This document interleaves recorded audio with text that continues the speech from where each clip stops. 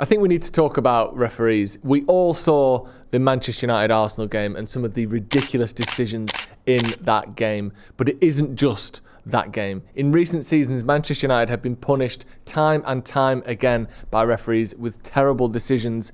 Let's have a look at what is going wrong. Are we being unfairly treated? And is the standard of the refereeing in England just abysmal? So you might be thinking, right, everyone gets bad decisions against them, refs are inconsistent, but United get more bad luck than other teams. Looking at last season, to start with, Manchester United had the most unfavourable ratio of any teams in terms of goals given against us. We ended up with a -4 goal difference based on VAR decisions. And it isn't just that that was deserved and Manchester United just happened to be unlucky. Let's go back a little bit and look at where this started, because it hasn't just been one season. This has been year on year for Manchester United in recent years. And I think part of this goes back all the way to 2021, when Manchester United had had a very favourable run of penalties. We've been awarded 12, 14 and 11 in the 3 seasons preceding that time. And that is when the famous quotes from Frank Lampard and Jurgen Klopp came out. Jurgen Klopp said, "I heard that Manchester United had more penalties in 2 years since Ole has been here than I have in 5.5 years.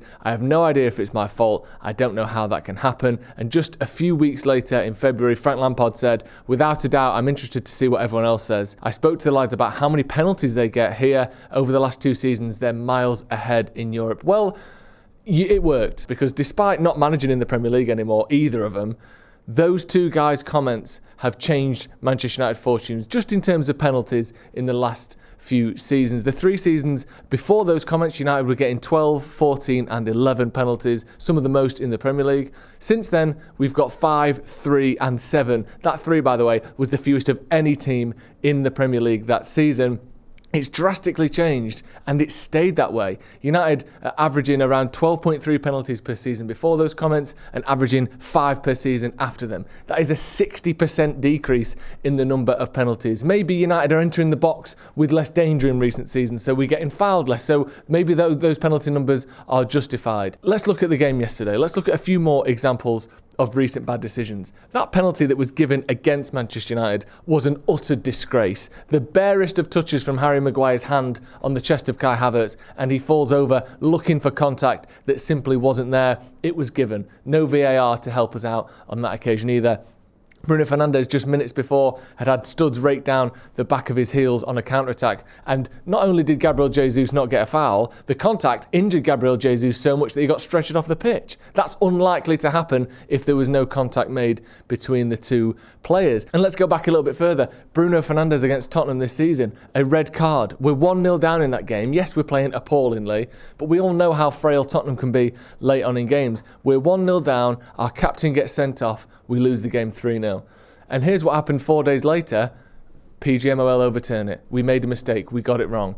But it doesn't help us get 3 points or 1 point or keep Ten Hag his job. It's too late for all of that now. Another one this season, that penalty given against De Ligt versus West Ham, which turned out to be Erik Ten Hag's last game for Manchester United. Clearly not enough contact. The referee, David Coote, at the time didn't think it was a penalty. The only person, including pundits, rival fans alike, that thought that was a penalty was Michael Oliver in the VAR room. And you could see David Coote stood looking at that TV, knowing he had to make a decision that he didn't agree with. It was awful, and like I said, it cost Erik Ten Hag his job. He probably would have left anyway. The results hadn't been good enough, but you're not helped by the fact you've got terrible decisions going against you. And if we just go back to a couple other big ones from last season, that offside of Harry Maguire's when he didn't touch the ball, he didn't stop an opposition touching the ball, he didn't get in the way of the goalkeeper, and yet the ball goes past him, he's arguably in an offside position, and the ball gets squared from Garnacho into McTominay, and the goal is ruled out for a subjective offside, a phrase I have never heard before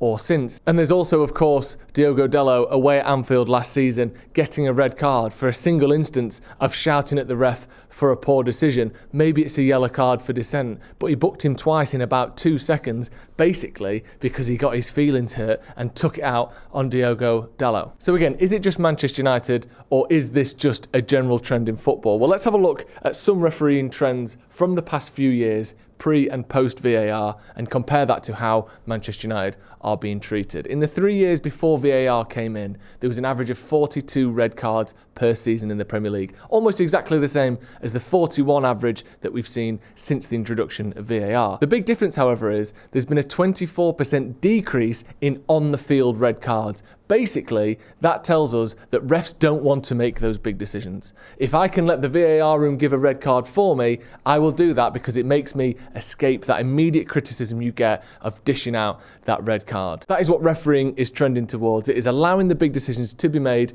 by the booth off in Stockley Park, and I can have my reputation maintained, not have the fans on me, not have the opposition swarm around me for making a mistake. I'd rather get it wrong in a lenient way and be proved wrong later than get it wrong in a strict way and have to have my reputation torn apart while I'm being screamed at by 60,000 fans. However, we've seen recently Manchester United going the other way. Red cards that were unjust, the Bruno one, the Dalot one, to name just a couple.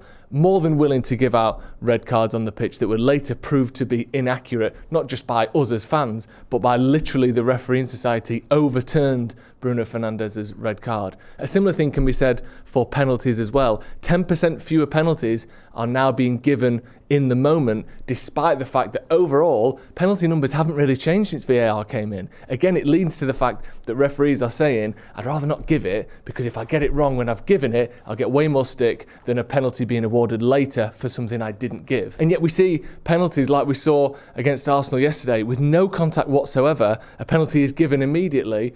Unfortunately, the referee didn't have the backup of VAR to overturn it. It's weird that we're seeing trends going in one way, and yet when it comes to United's decisions, we're seeing those decisions going in the completely opposite direction. Let's have a look at some of the numbers then. Let's look at how VAR has actually improved refereeing and the numbers behind that across different competitions. Looking at the 2018 World Cup, there was a pre-VAR reffing accuracy of 96%. That was taken up to 99% with the use of VAR. Basically, without VAR, the refs got it right 96% of the time, and that was topped up to a, let's be honest, outstanding 99% of the time with VAR. The difference is, and these are numbers released by the Premier League, not just my opinion, in the Premier League, VAR has taken the refereeing accuracy from 82% to 96% with the use of VAR. Obviously, firstly, the initial thing you'll notice there is 82% is awful. That means that 1 in 5 decisions is just wrong. And secondly, even the post-VAR numbers, it's gone up to 96%. Well, that's great. That's the same place that the 2018 World Cup started without VAR. So the reffing quality at the 2018 World Cup was as good without VAR as the Premier League has been since VAR has come in. That means there is a huge disparity in those numbers. So there's a 14% difference between the reffing before VAR in the Premier League and with the World Cup in favour of the World Cup. It's just not good enough. There shouldn't be that much of a difference. And the fact that even with VAR, we've now got the same accuracy as the World Cup had before VAR was helping out. It's just not good enough. And you can maybe say that they're handpicking refs from around the world to get the best people possible for a big tournament. Well, that's fair enough. But if the Premier League wants to be the best league in the world, they should be handpicking refs. They should be bringing the best people here. Or certainly changing the way that refereeing is done and how recruiting for refereeing is done so that we can aspire to those numbers. 82% accuracy, and then you have to have VAR bail you out. It's just not good enough. And once again, it leads itself and lends itself to this idea that the refs are letting VAR bail them out. And when you go to that Arsenal game yesterday where VAR isn't there, you could tell the referee just had an absolute stinker. He's still reffing in his head like VAR is this safety net that's going to help him, and it isn't. That penalty was a disaster. The amount of fouls that were given, yellow cards that were given that just weren't fouls or yellow cards. Refs have it built in now that VAR will catch you if you fall, and that means that the standard of refereeing, I personally think, has dropped lower than it ever has been in the Premier League. So maybe it's just as simple as that. Refs making mistakes, they're relying on the technology a bit more. We all assume referees are these kind of robots that just yes or no. I see it, I give it. I don't see it, I don't give it. And yet then we have these following quotes from 2 of the Premier League's biggest and most acclaimed referees, Mike Dean and Mark Clattenburg, at different times have been probably the face of refereeing in this country. And here's some quotes about decisions they made that weren't to help the game, that weren't because they thought they were right. It was basically to level scores and to stop their friends getting in trouble. Mike Dean said on Simon Jordan's podcast, he said, "I missed the stupid hair pull at Chelsea versus Tottenham, which was pathetic from my point of view. It's one of them where if I had my time again, what would I do? I'd send Anthony Taylor to the screen. I think I knew if I did send him to the screen, he's cautioned both managers." He then went on to say, "I said to Anthony afterwards, I just didn't want to send you to the screen after what had gone on in the game. I didn't want to send him up because he is my mate as well as a referee, and I didn't want to send him up because I didn't want any more grief than he already had." Literally admitting that he's not reffing the game, he's not doing the right thing for football, he's doing it to stop his mate Anthony Taylor getting stick. It's literally corruption.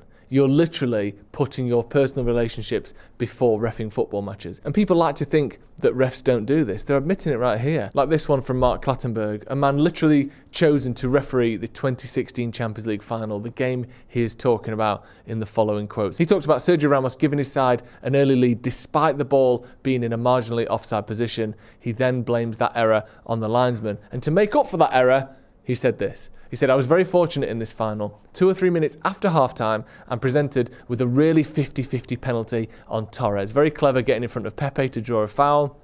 Is it a foul? It's very subjective. It's one that you wouldn't want to settle the game on, that's for sure. And I gave it because it gives the balance back." So because in the first half, Ramos was offside for their goal, he thought, "I'm not sure about this penalty, but I'm going to give it anyway because that way it levels the game up. You got one, I'll give you one as well." That's not refereeing. That is bowing down to the storyline of the game, to the pressure inside the stadium, to your own reputation. And we all want to assume that refs don't do this.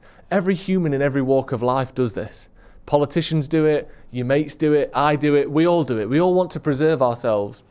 And yet when it comes to referees, we assume they're these whiter than white kind of perfect angels that descend onto the pitch and just do what's right at the time.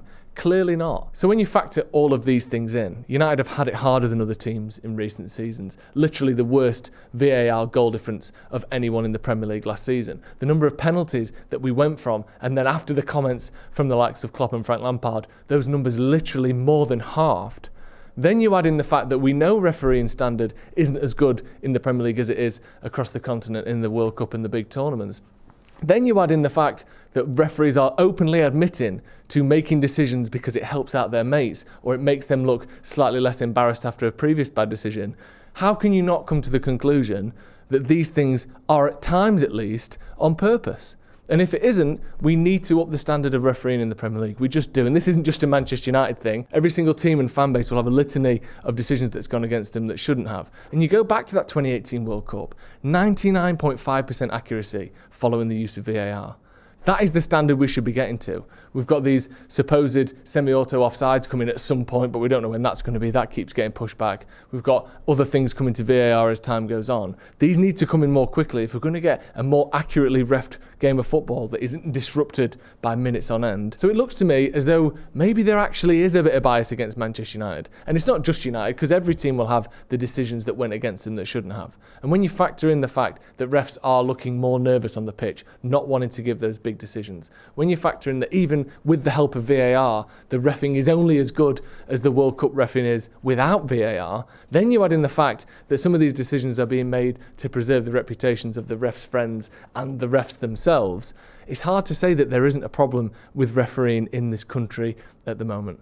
Get your thoughts in the comments below. Is it a Man United thing? Is it just a reffing thing? Is it a football thing in general? How do we fix this problem? Because too many times, if Manchester United had been cost that game by that penalty decision yesterday, it would be such a shame and potentially could even derail this good form that Ruben Amorim is setting up at Manchester United. Get your thoughts in the comments below. Thank you very much for joining us. We'll see you in a bit.